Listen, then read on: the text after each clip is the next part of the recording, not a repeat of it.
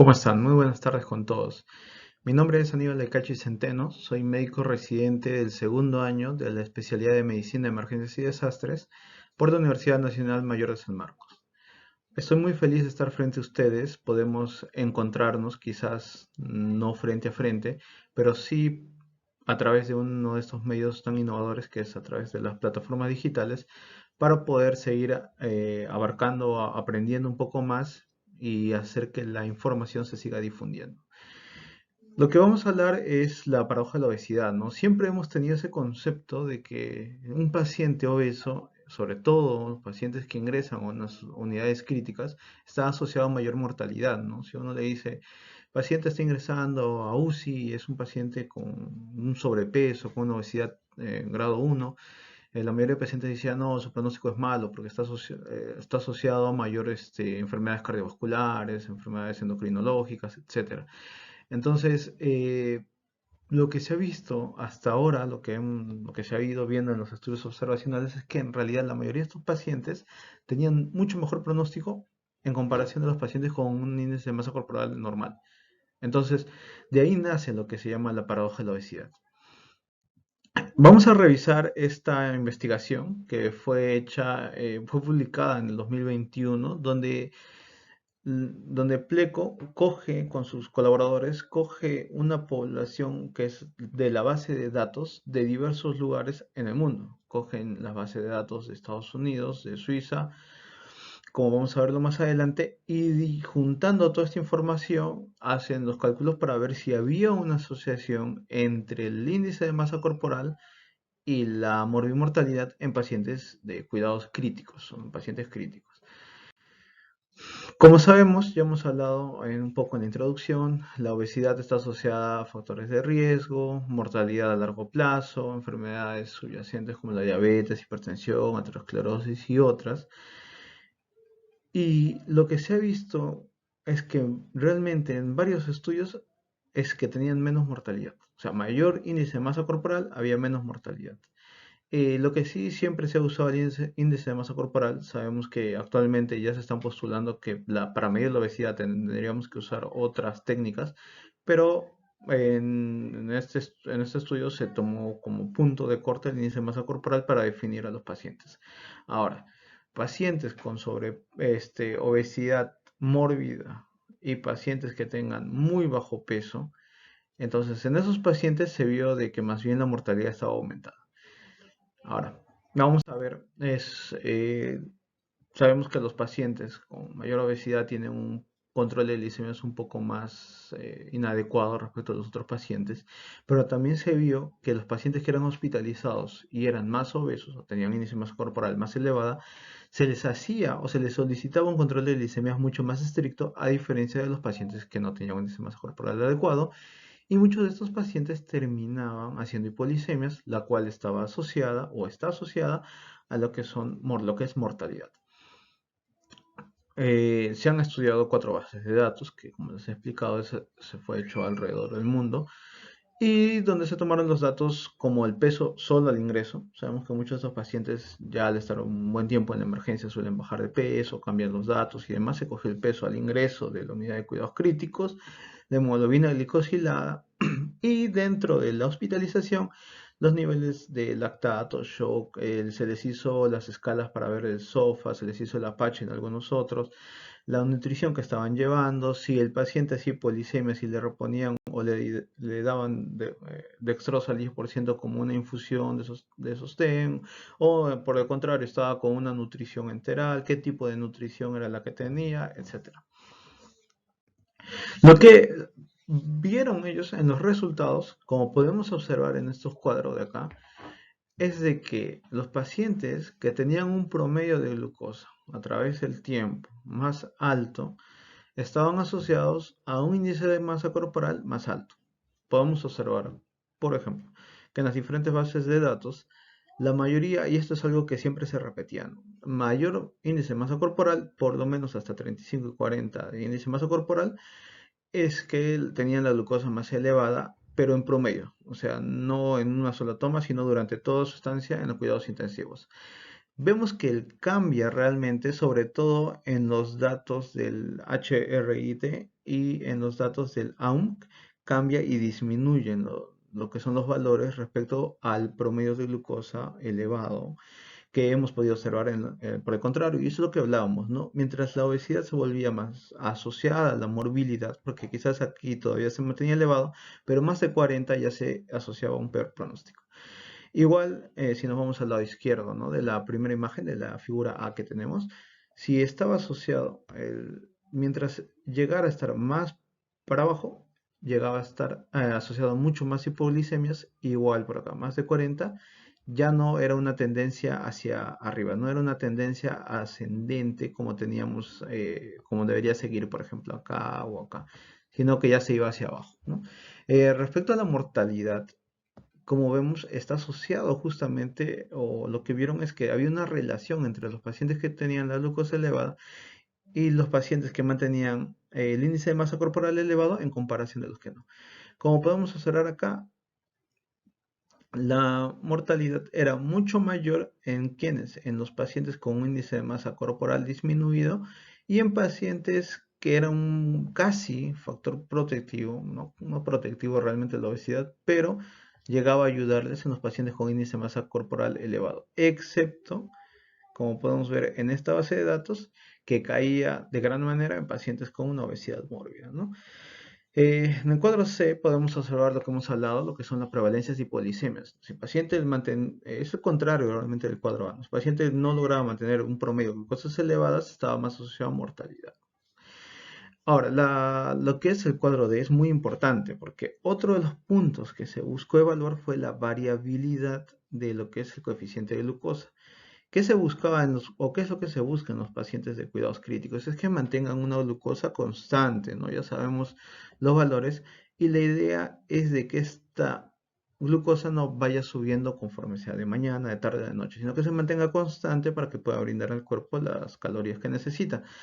A diferencia de los pacientes con índice de masa corporal bajo y un índice de masa corporal muy elevado que hacían variaciones. De momentos bajaban bastante la hipolicemia, subían a hacer cuadros hiperglicémicos, lo cual alteraba bastante los resultados en estos datos.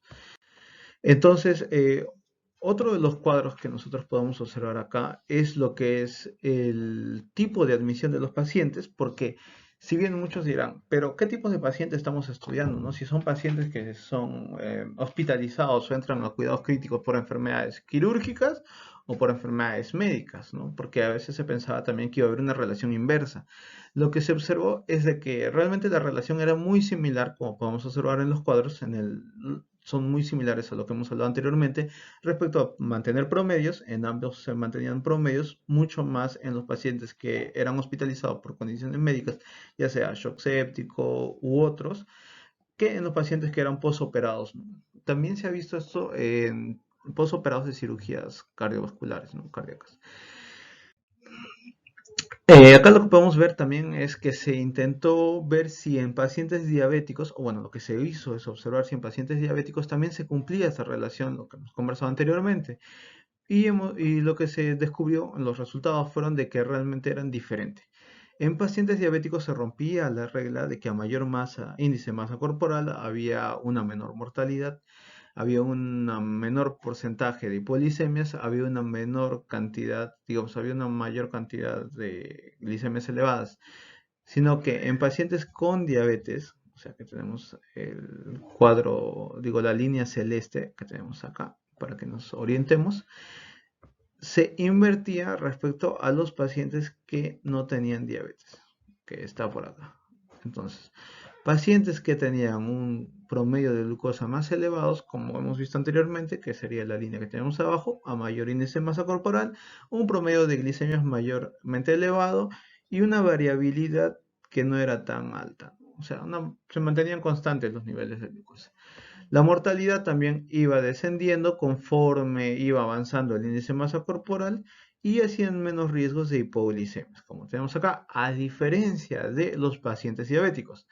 En los pacientes diabéticos, la variabilidad era alta, si bien bajaba con respecto a un mayor aumento de índice de masa corporal, era más alta respecto a los pacientes que no tenían diabetes.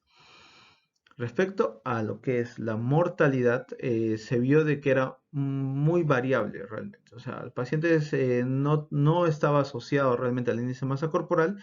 Y respecto al promedio de glucosa, ellos hacían glucosas más bajas, llegaban a hacer una mayor cantidad, acá lo tenemos, de hipoglicemias, prácticamente se iba hacia abajo, mayor índice de masa corporal, lo que causaba mayor mortalidad. Recordemos que la hipoglicemia en una unidad de cuidados críticos es mucho más peligrosa que la hiperglicemia. La hiperglicemia puede ser controlada, no le va a causar tanto daño a nuestro paciente, causa daños más que nada crónicos a largo plazo, que la hipoglicemia que sí causa daños más agudos, ¿no? Luego de buscar lo que son las relaciones para ver la mortalidad en los pacientes que estaban según el índice de masa corporal en la unidad de cuidados críticos, de las diversas bases de datos que hemos podido revisar, podemos observar, si vemos el cuadro de abajo, que tenemos, para que podamos guiarnos con los colores adecuadamente, de izquierda a derecha aumenta la mortalidad, ¿no? Entonces los colores más oscuros, hacia un azul oscuro era menos mortalidad y hacia un color verde amarillo es mucho más mortalidad. Entonces, vámonos al primer cuadro acá. Entonces, promedio de glucosa y mortalidad. Entonces, pacientes que no eran diabéticos, a mayor lo que era índice de masa corporal, como podemos observar, acá está, mayor índice de masa corporal, el promedio de la glucosa asociada, o sea, el promedio de glucosa, del mantenimiento de la glucosa que hemos conversado hace unos momentos, respecto a la mortalidad, estaba asociado linealmente. O sea, había mayores índices de masa corporal, mayores niveles de glicemia, pero menor cantidad de mortalidad, ¿no? Esto estamos hablando de que era en pacientes no diabéticos, ¿no? No hay que olvidar eso. En pacientes no diabéticos se observó eso. Pacientes que mantenían promedios de glicemias disminuidas durante toda la hospitalización, se vio que estaba asociado a mayor mortalidad, pero en aquellos pacientes de que mantenían glicemias un poco más bajas, estaba asociado a mayor mortalidad cuando su índice de masa corporal era más bajo. Como podemos observar, si bien es azul el color, es un azul mucho más claro en lo que es el lado izquierdo, ¿no?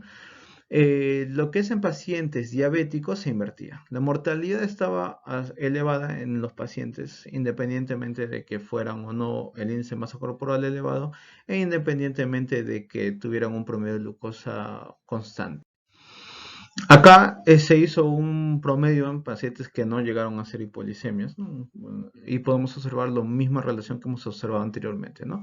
Mayor mortalidad, mientras más el índice de masa corporal era menor. Podemos ver cómo es que de acá hacia acá se va haciendo más claro, ¿no? Desde la derecha hacia la izquierda, pacientes con índice de masa corporal más elevado tenían mucho menos mortalidad respecto a los pacientes con índice de masa corporal más bajo. Pero si los pacientes tenían un promedio de glucosas que esté dentro de 70 a 140, realmente ellos llegaban a controlar la mortalidad independientemente del índice de masa corporal. Lo que hablamos anteriormente, los pacientes con diabetes se salían de las relaciones que hemos conversado, ¿no?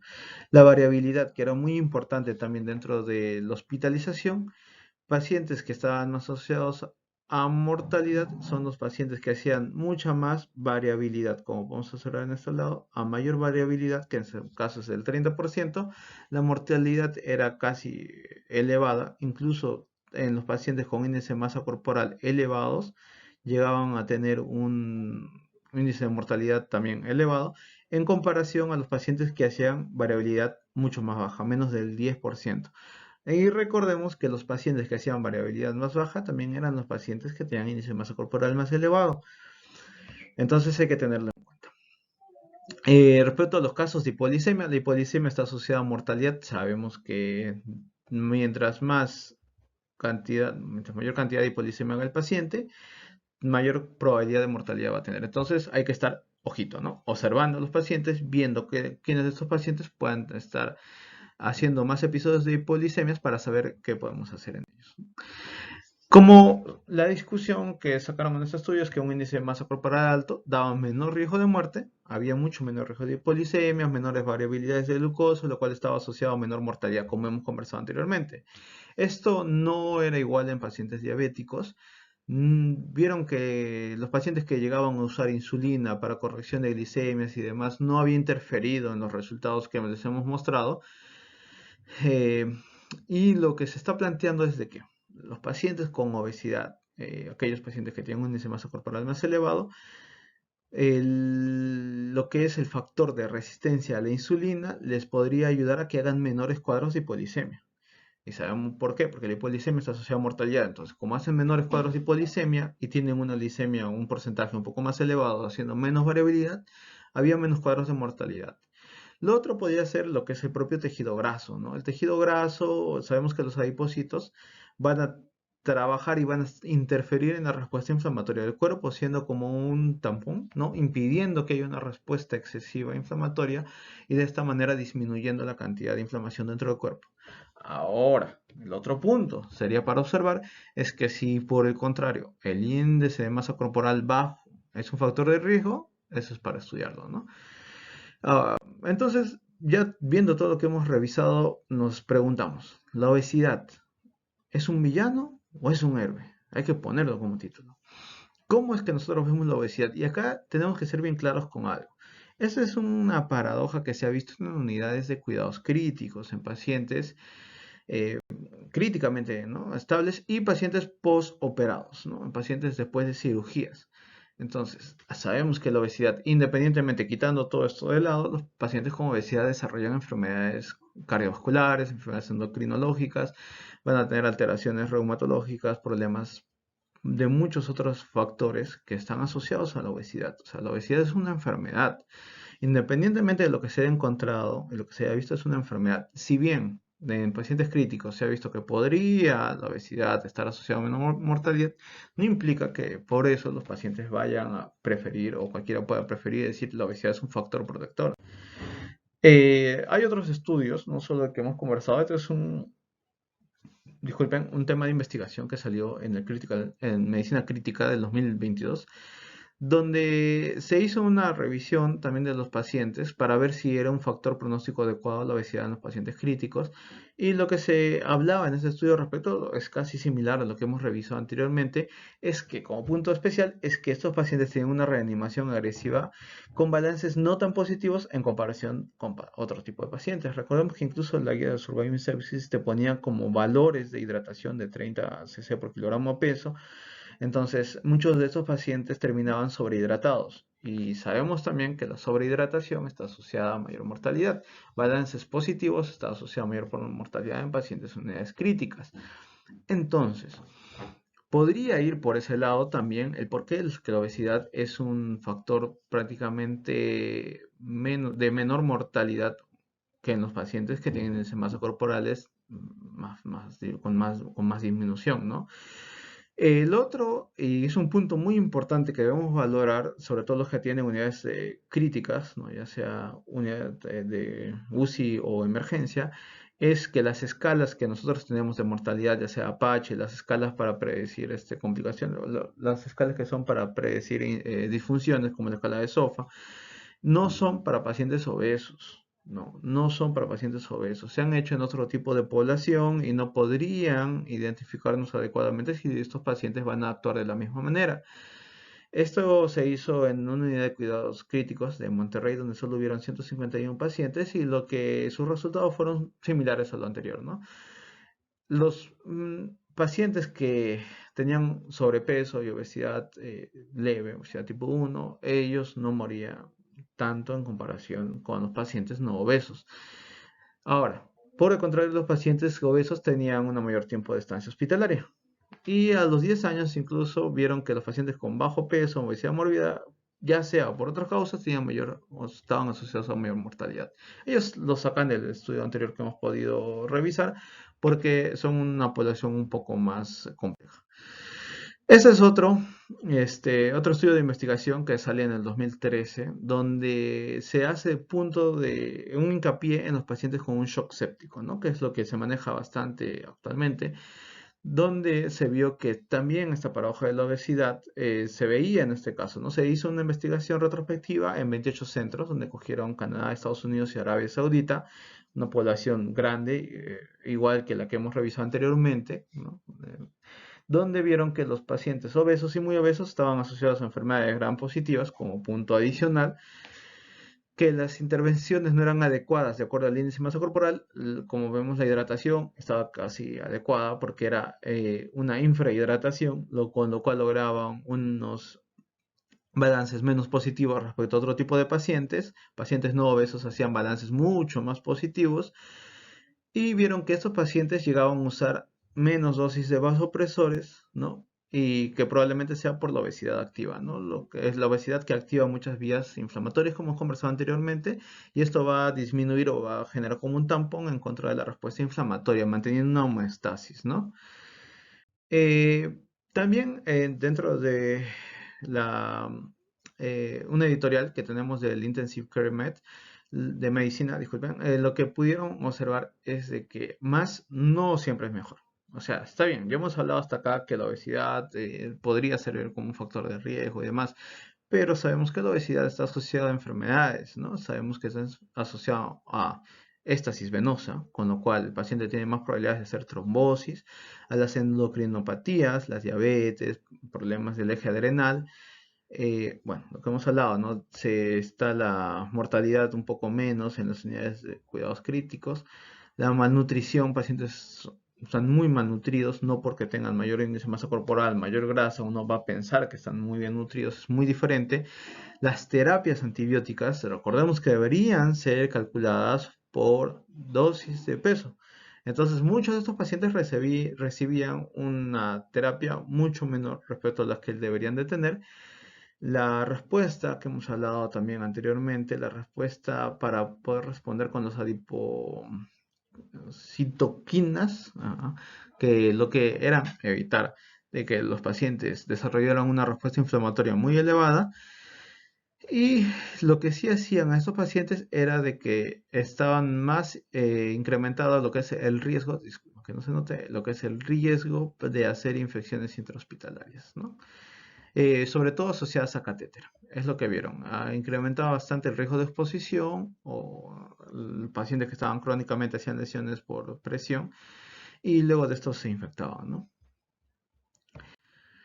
Lo que es respecto a lo que es, esto es otro, del impacto de la obesidad en pacientes críticos, publicado en la revista, en la CHEST, en el 2021, una revisión, donde básicamente se habla lo mismo que hemos visto anteriormente, por eso no hemos puesto más cosas, y se hace hincapié en lo que son las diferencias de estos pacientes en su propia fisiología respecto a un paciente que no sea obeso.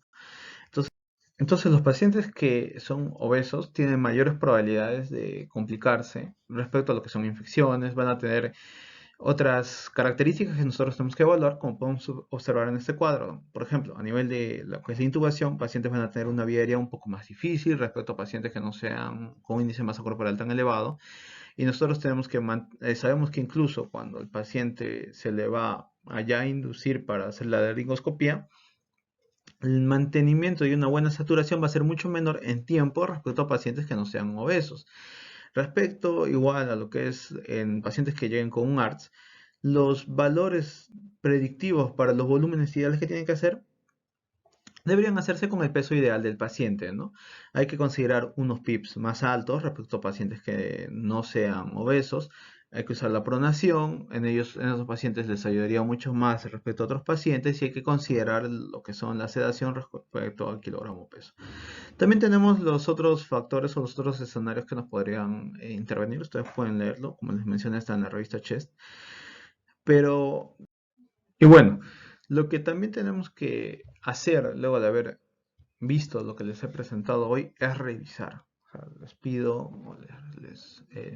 pido que cada uno de ustedes revise en sus domicilios, pueda buscar información y no solo buscar, sino realizar. Podemos, ya sea en nuestras unidades de cuidados críticos, ya sea en la emergencia, ya sea incluso en áreas de ver si también esto se ve en observación, digo en hospitalización, se ve en las observaciones, se ve en otras áreas, ver si la obesidad realmente en pacientes con una respuesta inflamatoria elevada, ya sea por una cirugía, ya sea por una infección, ya sea por otras causas, es que tiene un factor protectivo o no. Independientemente también de todo lo que hemos revisado, sabemos que la obesidad es una enfermedad. O sea, es una enfermedad, eso no va a cambiar, ¿no? No va a cambiar por las cosas que vayan saliendo y demás, pero podría orientarnos a que nosotros podemos hacer algo más por los pacientes, ¿no?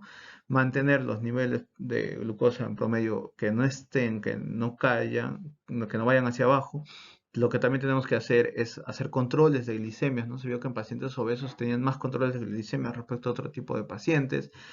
Todo esto es lo que tenemos que hacer para poder tener un paciente que salga bien, que salga sin tanta morbilidad y que salga en un tiempo más corto, ¿no? Para que de esta manera haya menos gastos de recursos también. Eso sería todo. Saben que pueden contactarme cuando quieran. Estoy a su disposición. Muchas gracias.